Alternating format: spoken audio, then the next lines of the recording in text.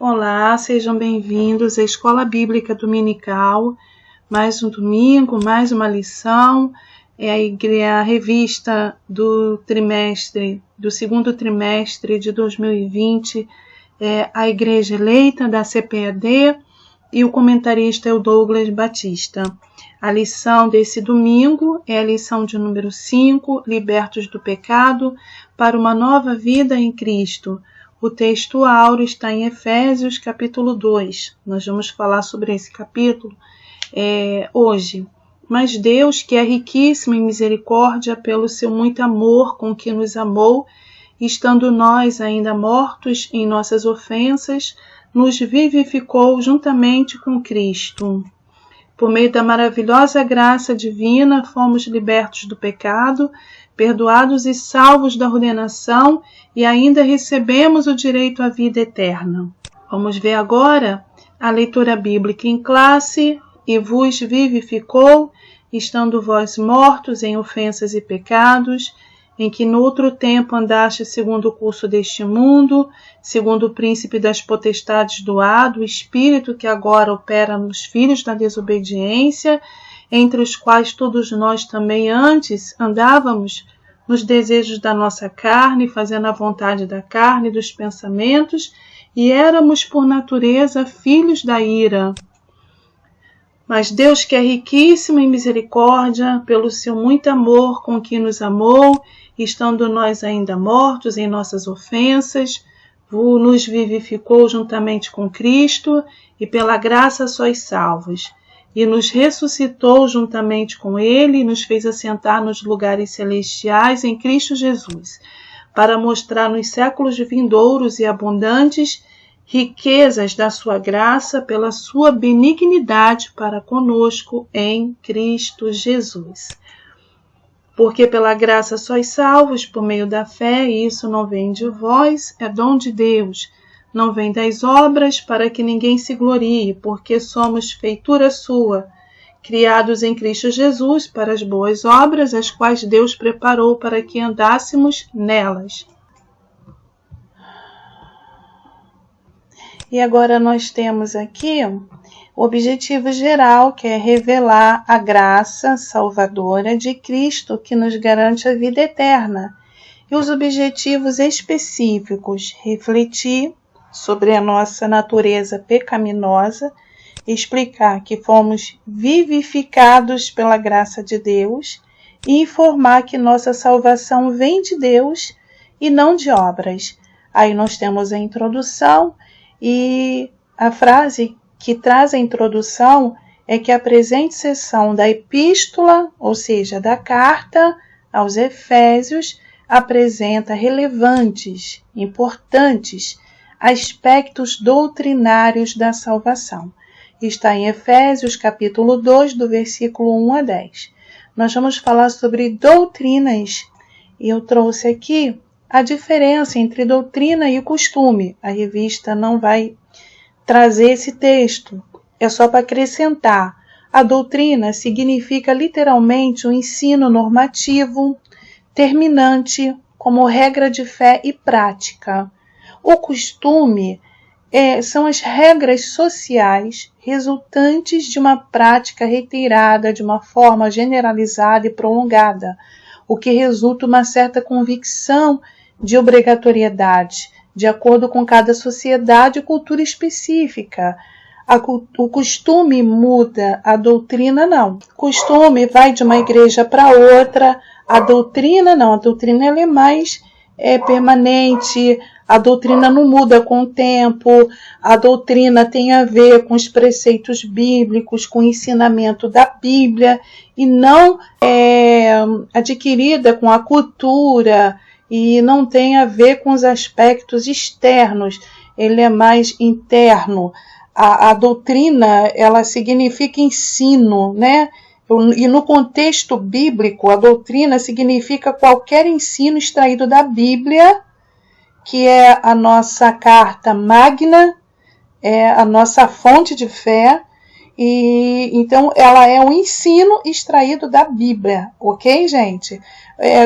Já o costume, ele é humano, ele é local, ele vai de região para região, ele vai também de país para país, cada país, às vezes a igreja tem um costume diferente e é temporário. Ele muda no decorrer dos tempos, no decorrer, né, da sociedade, do que acontece no meio da cultura, ele vai sofrer culturalmente. Mas a doutrina não sofre. A doutrina, desde que foi revelada por Deus, nós cristãos seguimos a doutrina, aquilo que foi ensinado, aquilo que foi nos deixado como regra de fé e prática, tá bom? E por isso nós devemos tomar bastante cuidado, porque a Bíblia ela foi escrita em um determinado contexto e de culturas onde havia muitos costumes diferentes dos nossos. Assim, nem tudo que está na Bíblia é para fazer.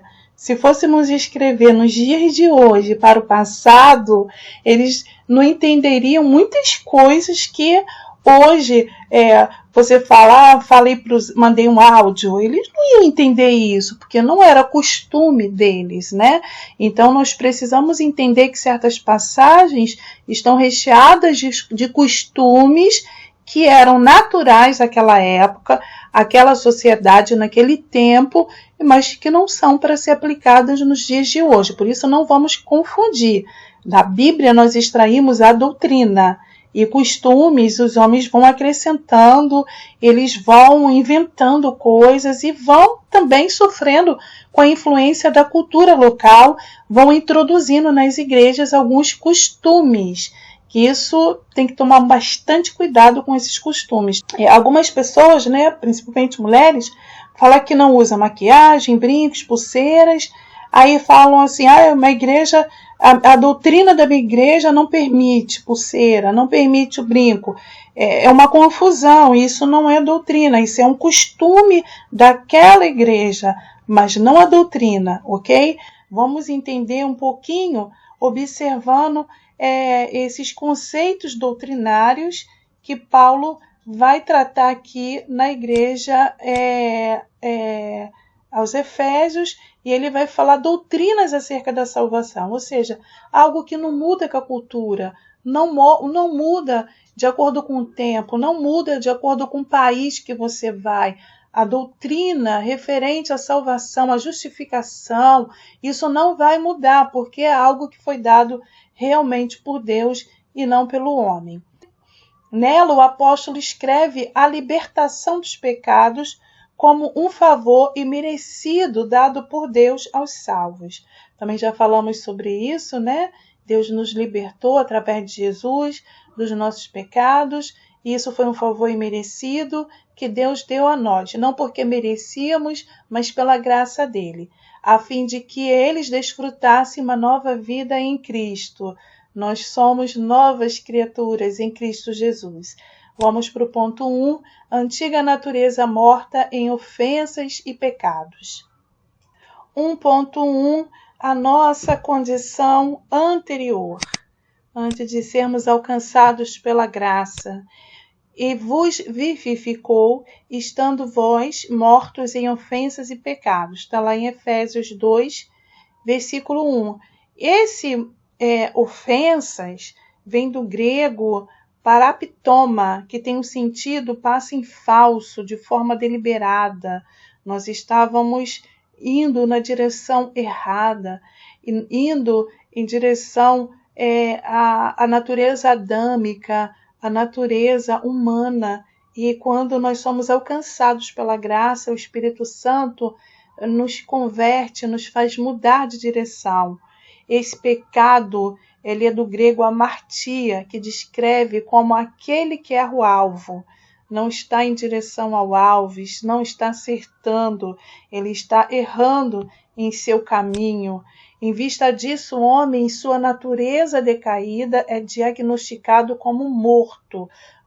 As pessoas que não aceitaram o Senhor, que não confessaram o Senhor Jesus como o único e suficiente Salvador. Eles estão mortos em delitos e pecados, uma declaração da real condição das pessoas sem Deus, né? As pessoas que vivem no vício, na vida de drogas, luxúria, idolatrias, avarezas e outras coisas mais que nós já destacamos e já falamos sobre isso.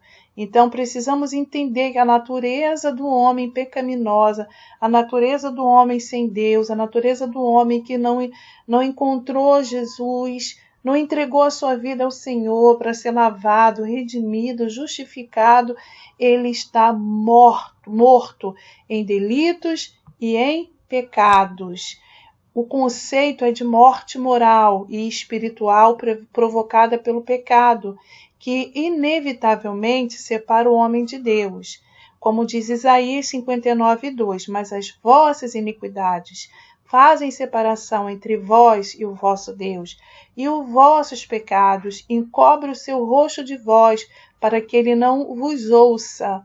O homem não tem acesso a Deus se não for por Jesus. Por isso que na oração nós falamos em nome de Jesus, né? Nós recebemos a graça de Deus, nós somos reconciliados com Deus, Ele nos ouve em nome de Jesus. Vamos supor que você chegue em um determinado lugar com uma autoridade e você pede para entrar e a pessoa fala assim, não vou deixar você entrar, quem é você? Você não tem condições de entrar aqui para falar com essa pessoa importante. Mas vamos supor que você fale assim, não, eu sou o filho do presidente, eu estou em nome do presidente, o presidente me mandou aqui, o presidente da república me mandou aqui. Você vai ter livre acesso. E acontece mais ou menos assim com a pessoa que ela não aceita Jesus, ela não pode chegar a Deus, ela não tem condições de falar e Deus ouvir, porque Deus vai nos ouvir através de Jesus. O nome de Jesus nos abre um caminho, e esse caminho para Deus. Então, nós precisamos entender isso, tal como um corpo inerte, a natureza pecaminosa impede o homem de ouvir e obedecer à voz de Deus, mas o que vive em deleites, vivendo está morta, como diz 1 Timóteo 5, versículo 6. Então, essa é a natureza, a condição anterior. Nós éramos assim, nós estávamos assim, nós éramos vistos assim no mundo espiritual, sem Deus, mortos, separados, em delitos e em pecado. As nossas ofensas e pecados é 1.2. Não, aqui está errado. Deixa eu colocar o 2 aqui. Então, vamos ver esse ponto agora. A má conduta em que, noutro tempo, andaste, descrita por Paulo por meio da metáfora do ato de andar. Refere-se às atitudes erradas, adotadas na vida passada do salvo antes da regeneração, vingança, justiça própria, amor próprio, ir fazendo as coisas sem pedir direção a Deus, fazendo por orgulho. Então, nós andávamos nisso, nós não tínhamos ainda, né, a regeneração, nós não tínhamos ainda a condução do Espírito Santo nas nossas decisões. E fazíamos isso, né? Achávamos natural beber, que mal faz nenhum. Achávamos natural a idolatria, que mal faz nenhum. Quando o Espírito Santo ele nos revela e nos mostra que essas coisas desagradam a Deus, essas coisas nos fazem muito mal, aí nós aceitamos o Senhor, nós reconhecemos que somos pecadores e que necessitávamos de um Salvador, aí Ele foi nos convencendo, nos justificando e nos regenerando da nossa má conduta. Andaste segundo o curso desse mundo. Os costumes eram praticados conforme o sistema mundano da época, tais como, na época do Paulo, a imoralidade. Existia muita imoralidade, existia furto, existia mentira. Eu acho que na segunda aula eu falei sobre mentira, pessoas que mentem com a maior naturalidade, como se fosse a coisa mais normal do mundo. Para algumas pessoas, mentira e verdade não tem distinção, não tem... mente e não sente nenhum peso de que está mentindo, não leva isso como uma coisa, uma seriedade muito grande.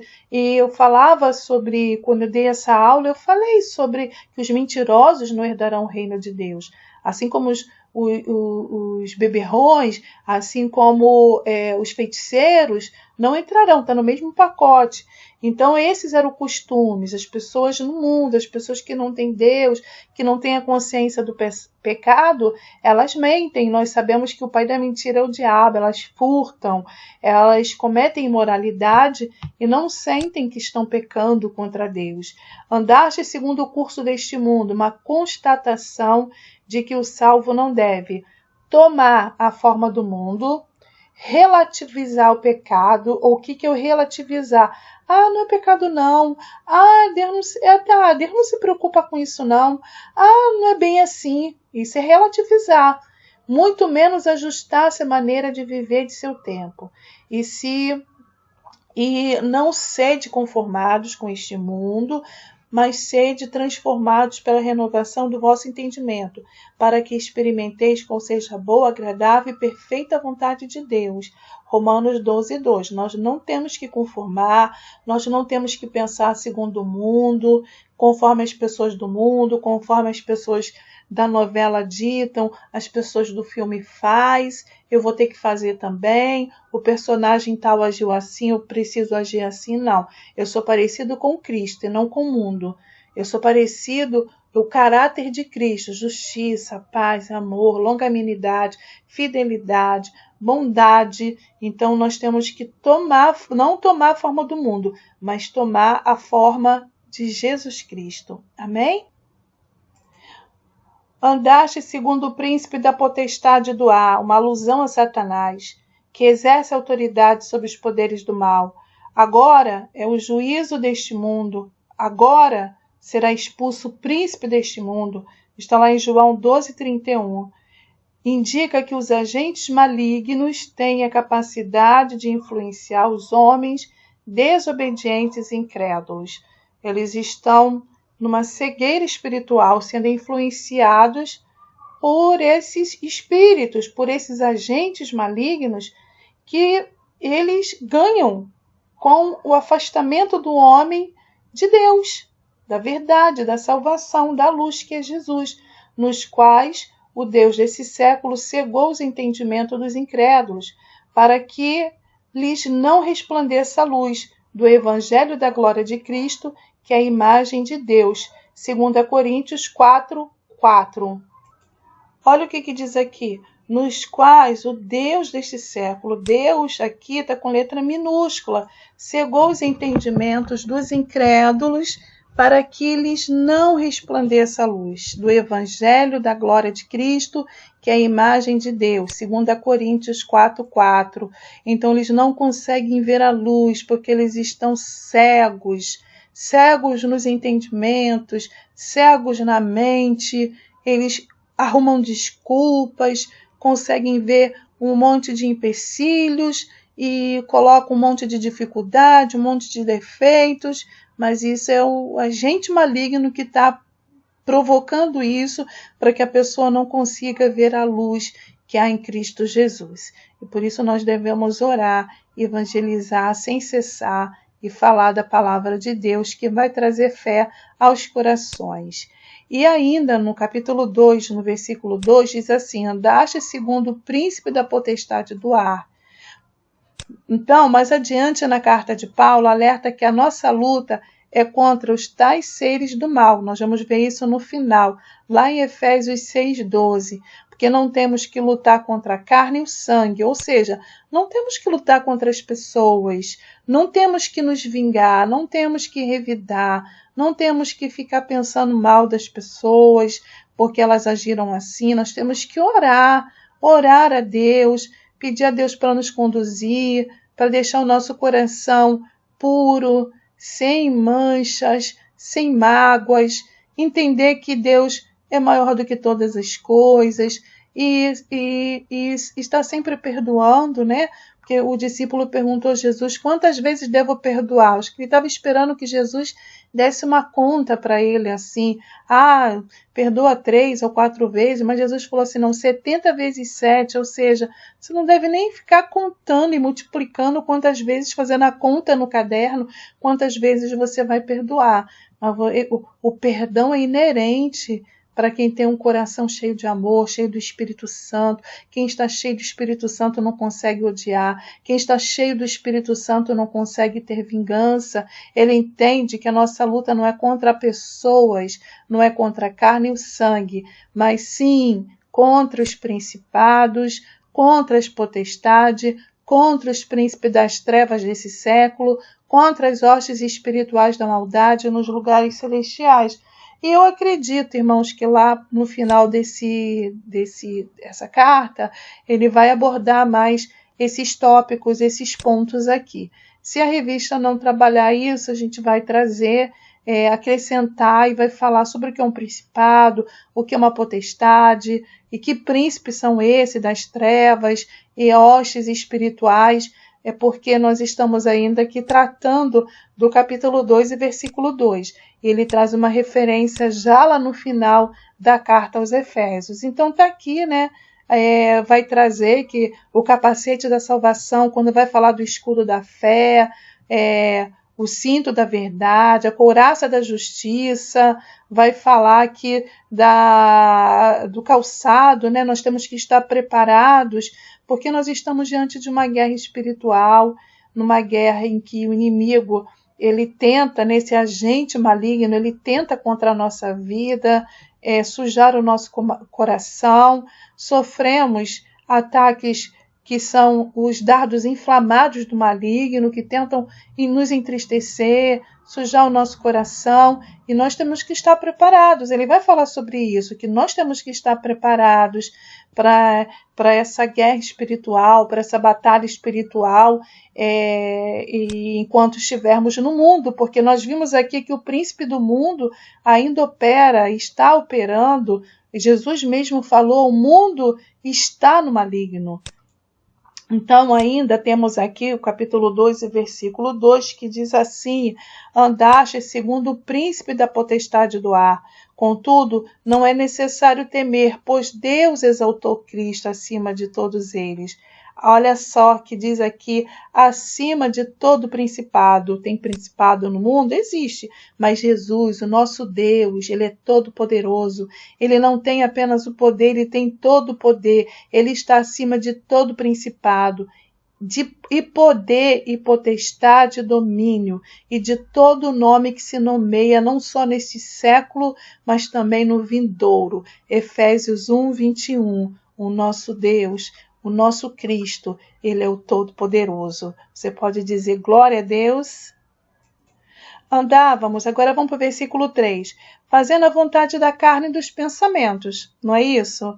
É sim, ao Espírito Santo que vai falando assim, olha, não fala isso, eu não gostei que você falou isso. Você não pode falar dessa forma, e você vai se transformando. O Espírito Santo, ele vai te limpando. Cada vez que você ouve a palavra de Deus, você não pensa mais com os seus pensamentos, mas você tem o Espírito Santo te conduzindo. Então, refere-se à inclinação para fazer o mal, algo inerente à natureza humana.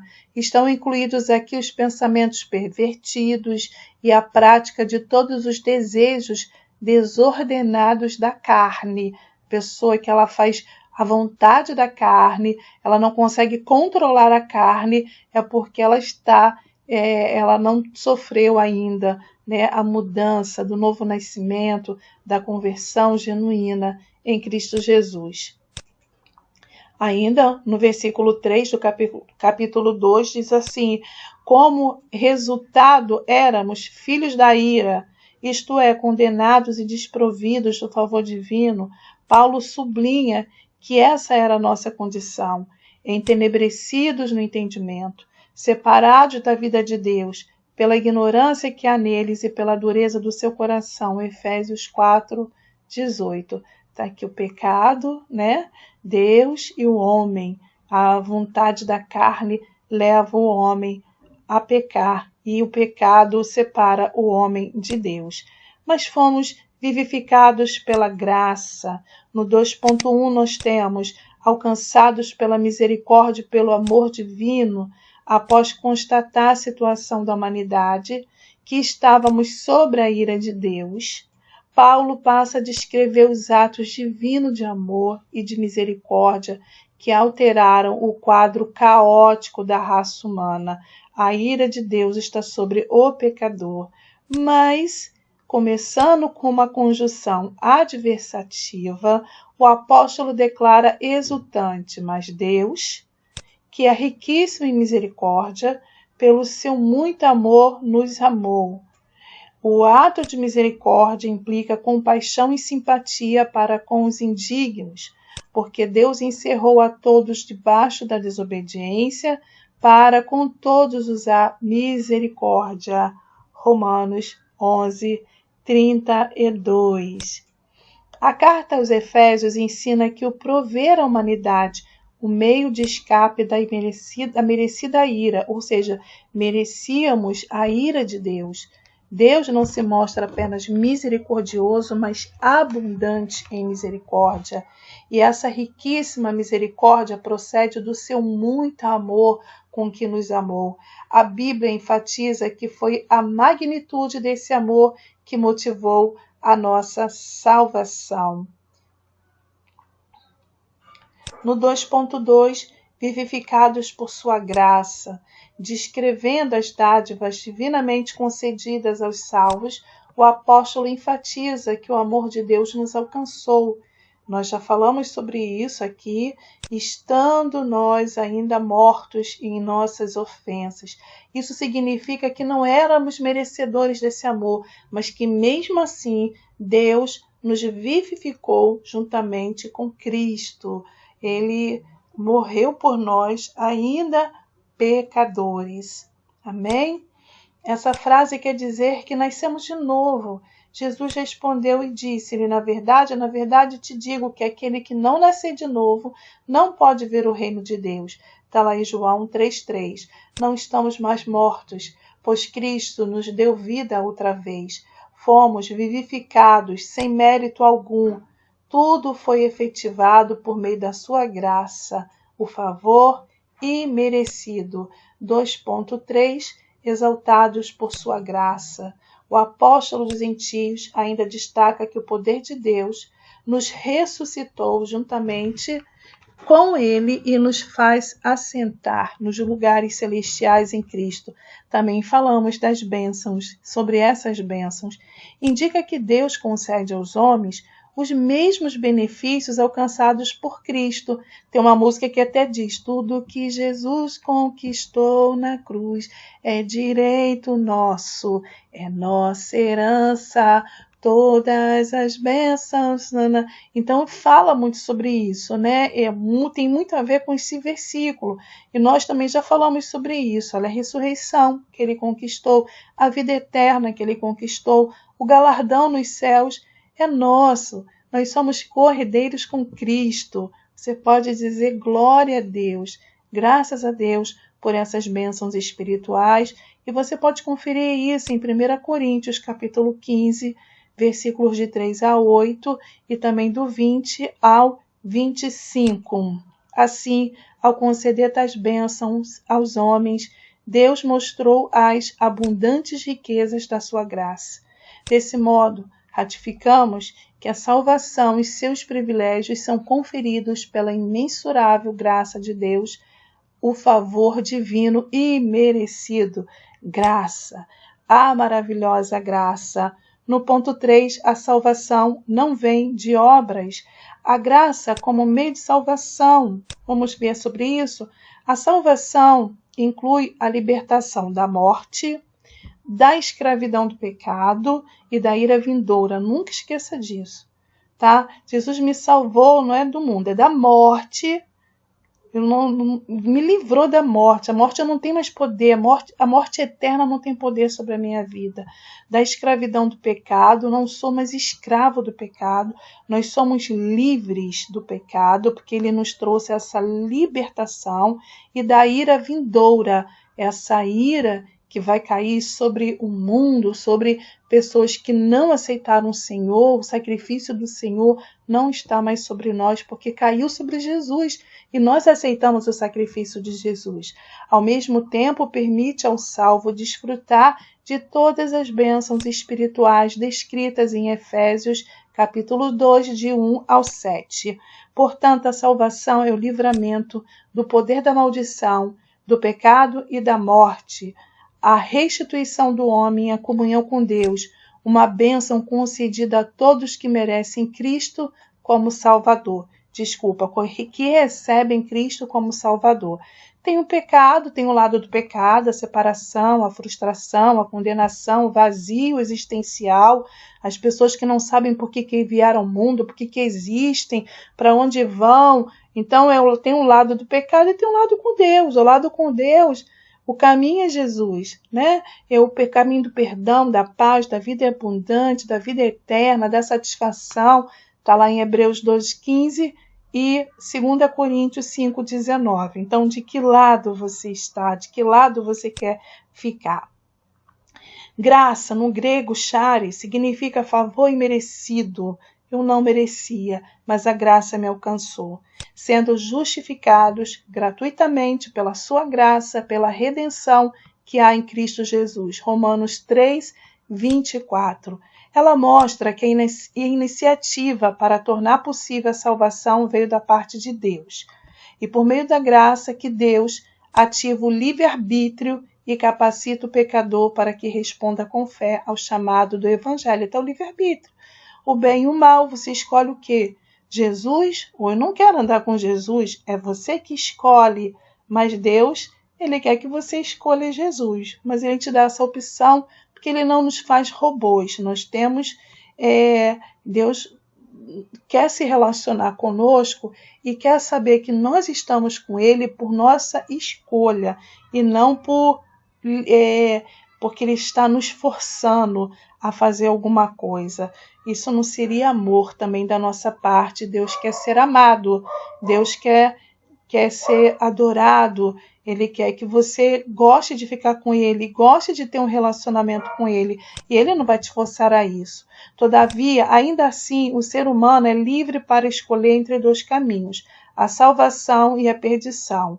Sua liberdade não foi eliminada e a graça pode ser resistida. Foi aquele assunto quando nós falamos da eleição. Por isso que é importante a continuidade da aula. Se você não assistiu a aula número 2, a aula número 3, você não vai entender muito o que está dizendo aqui. Porque essa questão da graça pode ser resistida, né? Que as pessoas que acreditam que Deus escolheu um para ser salvo e outros para não ser. Há um discurso sobre isso. Algumas pessoas acreditam assim, que Deus escolheu alguns para o céu e outros para o inferno. E nós já explicamos que isso não acreditamos assim, que nós acreditamos que o homem tem um livre-arbítrio e que a graça pode ser resistida. Sim, você está vendo a graça, está olhando para a graça, você está sendo abençoado pela graça, mas às vezes você não quer a graça, você quer outro caminho. Então a graça pode ser resistida. Se você quer entender esse ponto, eu sugiro que você assista a aula que fala sobre eleição e predestinação, ok? Se alguém quiser fazer a vontade dele, pela mesma doutrina conhecerá se ela é de Deus ou se falo de mim mesmo. Está lá em João 7,17. A fé deve ser considerada como a aceitação da obra realizada por Cristo em nosso favor. Ela é a resposta à graça de Deus, através da qual recebemos a salvação. 3.2. 3.2. Obras como evidências da salvação. Nos versículos 9, 8 e 9, Paulo usa duas negações para endossar a origem da salvação. Porque pela graça sois salvos por meio da fé, e isso não vem de vós, é dom de Deus. Efésios 2:8. Trata da salvação pela graça que provém de Deus. Não vem das obras para que ninguém se glorie. Efésios 2:9. Indica não se tratar de recompensa de algum ato humano. Então, não somos bonzinhos, Deus não nos salva porque eu fui com a cara de fulano, então eu vou salvar. Não é nada disso. A salvação é de Deus para todos os homens. Quando Cristo morreu para todos. Um ladrão da cruz aceitou, quis estar com Jesus e o outro não. Então, não são das nossas obras, não é pelo nosso mérito, não é pela família. Se nós nascemos na família A ou nascemos na família B, não tem nada a ver conosco, tem a ver com Deus. E Deus ofereceu a todos nós. Basta você querer ou não querer, aceitar ou não aceitar, ok? Então, ela não vem de nós, a graça é de Deus. Como a salvação é uma realização divina, agora somos feituras sua, criados em Cristo para as boas obras. Por isso nós somos diferentes, nós pensamos diferentes. Uma transformação ocorreu.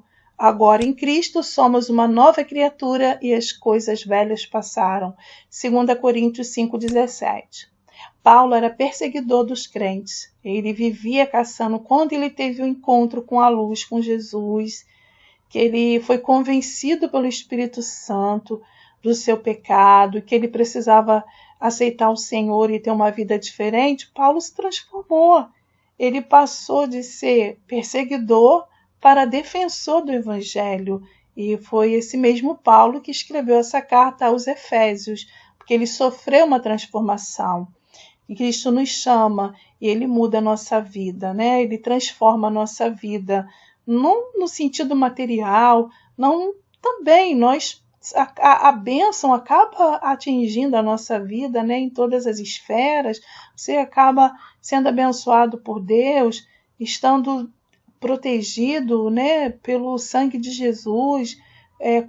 Você tem uma cobertura espiritual, você está debaixo das asas do Onipotente, você está descansando, mas essa transformação é uma transformação moral, uma transformação de caráter. Você passa a ter o caráter de Deus, você passa a amar a justiça, você passa a amar a bondade, você passa a saber ter paz, você passa a ter mais amor pelas pessoas, mais tolerância. Então nós somos uma nova criatura e as coisas velhas já passaram quando há um verdadeiro nascimento. Por isso que Jesus falou: necessário vos é nascer de novo. Por isso, se antes o apóstolo usou a metáfora do andar numa perspectiva negativa, outrora andávamos fazendo as obras más. Agora, por meio de uma perspectiva positiva, somos instalados, né, e motivados a andar fazendo boas obras. Não como meio para ser salvo. As obras não nos salvam, mas como evidência da salvação. Se eu tenho um novo nascimento, se o Espírito Santo habita em mim, é natural eu fazer, não precisa ninguém saber, não precisa estar postando foto, ficar mostrando, é natural. Essas obras são evidências da salvação, daquilo que Deus fez na minha vida e na sua vida. A conclusão é que antes da regeneração éramos filhos da ira e condenados à perdição eterna. Por um ato do amor divino, por meio de sua maravilhosa graça, nos tornamos filhos por adoção. Essa gloriosa salvação nos foi concedida independente das nossas obras. A partir da salvação, passamos a praticar boas obras que glorificam a Deus, o nosso Pai. Que Deus te abençoe, que Deus te proteja, que Deus te ilumine cada vez mais, que o Espírito Santo te mostre as verdades eternas, as verdades que são importantes para a nossa vida, para a nossa salvação, para a nossa alma, para a eternidade com Ele. Que Deus abra os nossos olhos espirituais e que possamos amar cada vez mais a palavra que Deus nos deixou. Deus te abençoe. Graça e paz, em nome de Jesus. Amém?